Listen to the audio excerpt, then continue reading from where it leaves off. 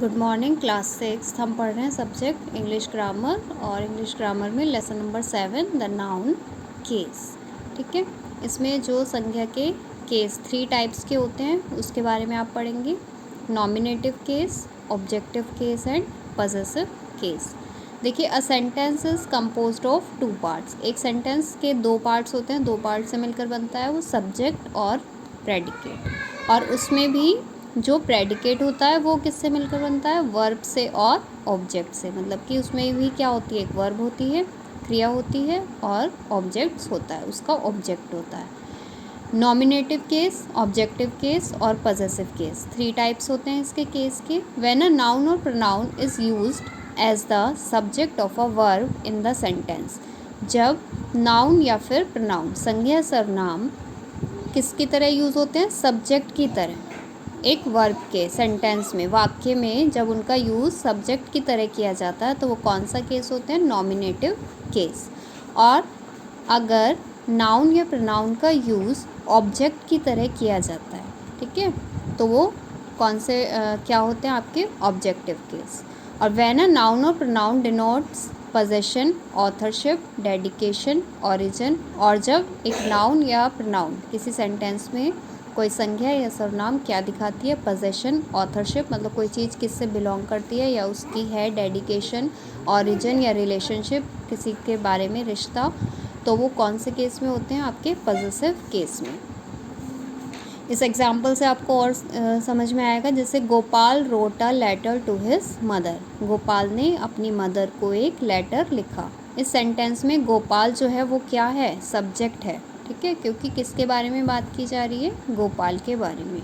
किसने लेटर लिखा, गोपाल ने। गोपाल सब्जेक्ट है, तो वो कौन सा केस हुआ इस सेंटेंस में, नॉमिनेटिव केस। और उसके बाद जो लेटर है और मदर, ये क्या है, आपके ऑब्जेक्ट्स हैं। ठीक है, तो ये किस में आएंगे आपके, they are in the objective case. और जो वर्ड हिज है वो क्या दिखा रहा है, पोजेशन दिखा रहा है कि किसकी माता है, किसकी मदर है, हिज यानी कि गोपाल की। तो जो वर्ड हिज है वो कौन सा केस हुआ आपका, पॉजेसिव केस। ठीक है, पॉजेसिव केस में the possessive case is use to denote possession. जैसे कि अभी आपने ऊपर पढ़ा है, किस लिए यूज़ होते हैं, पोजेशन दिखाने के लिए। और हम पॉजेसिव केस कैसे बना सकते हैं, किस तरह से हम इन्हें फॉर्म कर सकते हैं, ये हम कैसे फॉर्म कर सकते हैं, बाय एडिंग एस। ये एक तरह से दिखाता है कि कोई चीज़ किसकी है। जैसे कि अगर हम किसी वर्ड के आगे ये वाला साइन, ये ऊपर की तरफ ये जो कोमा लगा है, इस साइन को बोलते हैं एपोस्ट्रोफे। ठीक है, एपोस्ट्रोफे लगा देते हैं और उसके बाद हम एस लगा देते हैं, तो हमारा कौन सा केस बन जाता है, पॉजेसिव केस। मतलब हम इस तरीके से इसको लिख सकते हैं। जैसे हमने लिखा रवीज कार, हम इसको ऐसे पढ़ते हैं रवीज कार, तो रवि के ऊपर हमने एपोस्ट्रोफे लगाया, एस लगा दिया, तो ये पॉजेसिव केस में लिखा है इस टाइम। और कार, ये इसका क्या मतलब है, रवि की कार। कार किसकी है, रवि की। ये पोजेशन दिखा रही है कि जो नाउन है ये कार, ये किससे बिलोंग करती है, किसकी है, ये रवि की। इसी तरह से वुमेन्स चाइल्ड, गॉड्स ग्रेस। ठीक है, तो हम अगर हमें पॉजेसिव केस में किसी को लिखना है, किसी वर्ड्स को, किन्हीं वर्ड्स को, तो हम कैसे लिखते हैं, अगर वो सिंगुलर नाउन में है उसके ऊपर एपोस्ट्रोफे लगा के और उसके आगे एस ऐड करके। इसी तरीके से the possessive case is formed by adding apostrophe s to a plural noun when it does not end in s. और प्लूरल नाउन में भी हम इसी तरह से फॉर्म करते हैं, लेकिन कब, अगर वो एस में एंड नहीं हो रहा, मतलब उसका जो वर्ड है, उसका लास्ट का जो लेटर है वो एस नहीं है, तो हम प्लूरल नाउन से भी पॉजेसिव केस ऐसे ही बनाते हैं। जैसे चिल्ड्रन, ये प्लूरल वर्ड है, बच्चे, तो अगर हमें इसे पॉजेसिव केस में लिखना है कि बच्चों के खिलौने, तो इसे भी हम कैसे लिखेंगे, ऊपर एपोस्ट्रोफे लगा के फिर एस, तो चिल्ड्रंस टॉयज। इसी तरीके से men's suits. It is use is optional with singular noun ending in the sound of S.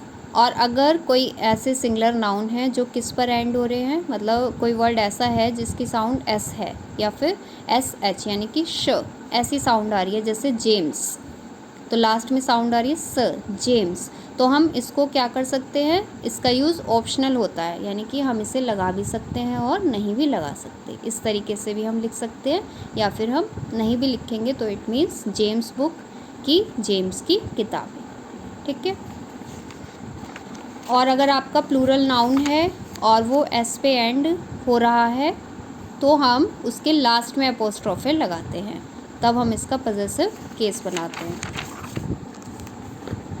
When one thing is shown in the possession of more than one noun, then apostrophe is used with the noun used at last. अगर कई सारे noun हैं, जैसे कि Sunil, Mahesh and Gagan ship, इन तीनों की है वो शिप, ठीक है, वो जो जहाज़ है वो इन तीनों का है, तो हम ऐसे नहीं लिखेंगे कि हर के बाद अपोस्ट्रोफे लगाएंगे और एस लगाएंगे कि सुनील, महेश एंड गगन शिप। हम क्या करते हैं, जो लास्ट में जो नाउन आ रही है, इसमें जो सबसे लास्ट में वर्ड यूज़ हो रहा है गगन, तो हम सिर्फ इसके बाद अपोस्ट्रोफे और एस लगाएंगे। तो इसका मतलब भी यही है कि सुनील की, महेश की और गगन की शिप। इसी तरीके से राधा, गीता एंड रीताज हाउस, हमने रीता के बाद में इस तरह से लगाया, इसका पोजेशन बनाया, पॉजेसिव केस बनाया, तो इसका मतलब भी यही है कि तीनों का घर है, राधा, गीता एंड रीताज हाउस। ठीक है। अपोस्ट्रोफे का यूज़ हम कब भी कर सकते हैं, अगर हमें कुछ वर्ड का पार्ट हिडन करना है, मतलब हाइड करना है, जैसे वांट, इसका जो क्या होती है इसकी फुल फॉर्म, वुड नॉट। ऐसी कांट, कैन नॉट को हम इस तरीके से भी लिख देते हैं, कैन ऊपर अपोस्ट्रोफे लगा के टी, और हम इसको ऐसे रीड करते हैं कांट। 25 मार्च, हम मार्च पूरा ना लिख के हमने क्या कर दिया, ऊपर अपोस्ट्रोफे लगा दिया, तो सी एच को हमने हाइड कर दिया। तो अपोस्ट्रोफे का यूज़ हम इन कंडीशंस में भी करते हैं। Do not use 2 or more apostrophe in succession to show possession of the some noun, जैसे कि सोहन्स ब्रदर्स सिस्टर, सोहन की ब्रदर की बहन, तो हम इस तरीके से नहीं लिखेंगे, मतलब दो से ज़्यादा हम अपोस्ट्रोफे एक उसमें एक साथ यूज़ नहीं करते हैं। हम इसे इस तरीके से लिख सकते हैं कि द सिस्टर ऑफ, इसे तो हमने इस फॉर्म में लिख दिया, और जो हमने अपोस्ट्रोफे और एस लगाया है वो एक में लगा दिया, तो इसका मतलब भी यही बना कि सोहन के भाई की बहन। The apostrophe is not used with lifeless object, और जो लाइफलेस ऑब्जेक्ट है, मतलब जिनमें लाइफ नहीं होती है, उन ऑब्जेक्ट्स के लिए एपोस्ट्रोफे यूज़ नहीं किया जाता है।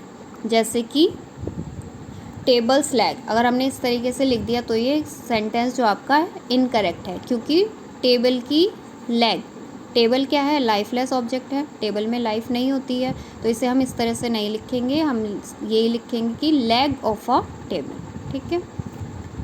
तो ये था आपका पॉजेसिव केस। इस तरह से हम बनाते हैं किस चीज़ का, एपोस्ट्रोफे और एस लगा के, और क्या क्या इसके रूल्स होते हैं ये आप दोबारा से बुक में से रीड करेंगे एक बार, और इसकी जो एक्सरसाइज है ये आप अपनी बुक में करेंगे।